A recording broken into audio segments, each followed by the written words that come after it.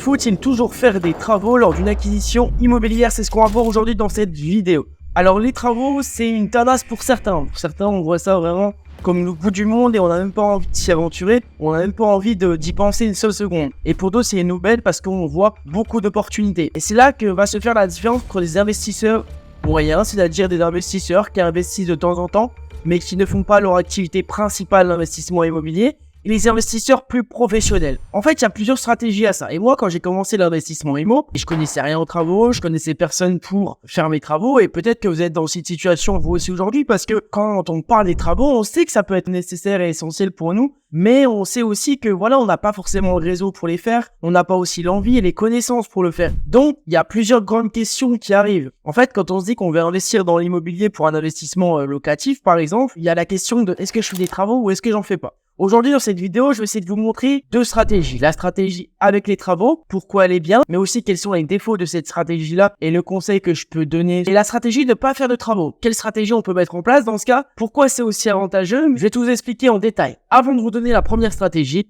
je vous invite à vous abonner à la chaîne, à laisser un petit j'aime, mettre un petit commentaire, partager la vidéo. Ça m'aiderait grandement au développement de la chaîne. Dans la première stratégie, les travaux sont essentiels parce que ça permet une meilleure négociation. Quand vous avez un bien qui est totalement délabré, par rapport au vendeur, vous allez pouvoir jouer sur ces éléments-là et donc négocier un petit peu. Parce que pour tout le monde, les travaux, ça représente beaucoup de travail. Donc, le fait que le vendeur soit en position de vente avec un bien qui nécessite beaucoup de travaux, et là, vous allez pouvoir jouer sur plusieurs leviers de négociation. Ah vous savez, en ce moment, il y a les DPE, c'est compliqué en termes de l'isolation, les prix des matériaux ont augmenté. On peut jouer sur tous ces leviers-là pour faire descendre un petit peu le prix d'acquisition du bien. Ensuite, il y a une plus-value potentielle plus élevée avec les travaux. C'est-à-dire qu'une fois qu'on a fini tous les travaux, on va pouvoir revendre plus cher que si on n'en avait pas fait. Donc, ça à prendre en compte aussi dans votre élaboration de stratégie. Parce que si vous vous dites, moi, j'aime pas les travaux, vous savez pertinemment que ça va être compliqué pour vous de revendre avec plus-value. Il n'y a pas de souci avec ça. Si vous dites que vous achetez un bien et que vous comptez le garder 20, 25, 30 ans, il n'y a pas de problème avec cette stratégie-là. Pas de problème à ne pas faire de travaux. Mais par contre, si vous avez envie de faire gonfler votre trésorerie, vous allez devoir penser à la plus-value potentielle de l'acquisition que vous allez faire. Donc, les travaux vont se poser comme question forcément. La stratégie avec les travaux, ça va être intéressant pour ça. Ensuite, pareil avec les travaux, si vous avez l'objectif de faire un investissement locatif, le fait de rénover un bien, un appartement, un F2, un studio, peu importe, et le décorer parfaitement, ça vous permettra de louer à un prix beaucoup plus élevé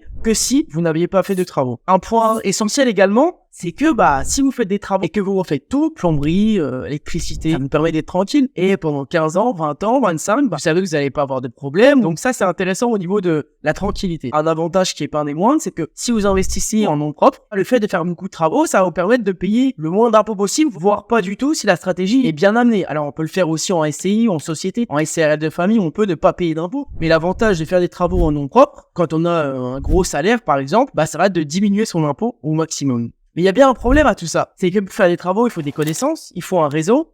Et on y laisse des plumes aussi parce que c'est une charge mentale de faire des travaux. Votre logement n'est pas loué, ça vous fait de l'argent en moins. Si pendant 12-13 mois, vous faites des travaux, et même des fois, ça peut durer plus parce que le délai prévu n'est jamais celui final, on y pense tout le temps. Si je décide de faire les travaux moi-même, il faut que j'aille peindre le samedi là, le dimanche là. Il faut que je fasse la démolition, etc. Et en fait, c'est plein de questions qu'on se pose, qu'on ne devrait pas se poser parce que c'est un investissement. On n'a pas envie de s'embêter toutes les 5 minutes. Dans une optique d'investissement, oui, les travaux sont essentiels. Si vous avez une stratégie de développement continuel, ils sont essentiels.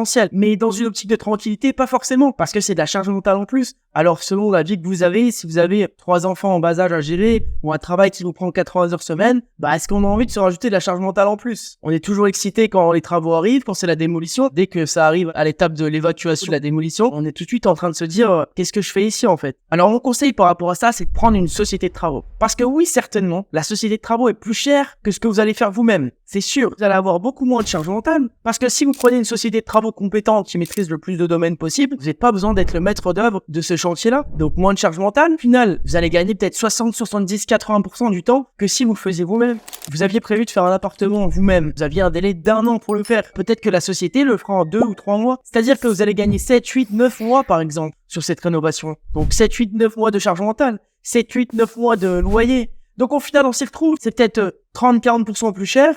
Mais par contre, vous allez gagner 70-80% du temps, et pendant ce temps-là, vous allez récupérer des loyers. Donc en fait, il faut faire un calcul et se poser la question, qu'est-ce que je peux faire moi qui me prendra le moins de temps possible, et qu'est-ce que je peux déléguer pour avoir le moins de charge mentale possible. Avant de vous présenter la deuxième stratégie, je vous invite à laisser un petit j'aime, un commentaire et vous abonner. Ça serait super, ça aiderait vraiment la chaîne. Pour les plus motivés, le premier lien en description vous donne droit à un ebook gratuit où je parle de toutes les stratégies sur l'investissement immobilier. 3 stratégies qui m'ont permis de bien démarrer l'investissement immo. C'est gratuit, ça fait plus de 30 pages, je crois, cet ebook. Et vous avez juste à rentrer votre adresse email. Ensuite, la stratégie de ne pas faire de travaux. Non, les travaux ne sont pas forcément toujours intéressants. Et non, les travaux ne sont pas nécessaires. En fait, pour certaines personnes, il n'y a pas besoin de faire des travaux. Et je vais vous expliquer pour quel type de personne et pour quelle stratégie. Par exemple, il n'y a pas besoin de faire de travaux si vous avez une TMI faible. C'est-à-dire que si vous avez une TMI qui est faible, donc une tranche marginale d'imposition qui est faible, quand vous êtes dans la première tranche, eh ben vous pouvez acheter un immeuble qui est loué, 2 appartements ou un appartement loué, même si vous n'avez pas fait de travaux, parce que vous avez une petite TMI, vous allez être taxé un tout petit peu moins que quelqu'un qui gagne beaucoup d'argent. Donc dans cette optique-là, dans ce cas de figure-là, les travaux, c'est pas forcément nécessaire. Parce que vous achetez loué et vous empochez directement. Le jour 1, vous récupérez la caution et le loyer du locataire déjà en place. Donc ça peut être hyper intéressant. Vous gagnez 1400 € par mois et vous achetez un appartement qui vous rapporte 1000 € par mois. C'est-à-dire que le premier jour que vous allez signer chez le notaire, vous allez empocher les 1000 € de loyer plus les 1000 € de caution. Donc c'est-à-dire que premier mois, vous allez toucher 2000 €. Donc 2000 € d'un locataire. Donc en fait, vous allez toucher plus que votre salaire le mois numéro 1. Sans compter toutes les charges, évidemment. Mais à contrario, ce qui est cool avec cette stratégie-là, c'est que ça peut vous correspondre aussi si vous avez une très grosse TMI justement, mais dans une optique d'investissement en SCI. Je m'explique. Vous avez une grosse TMI, vous êtes un couple, vous gagnez peut-être 7-8 000 € à deux.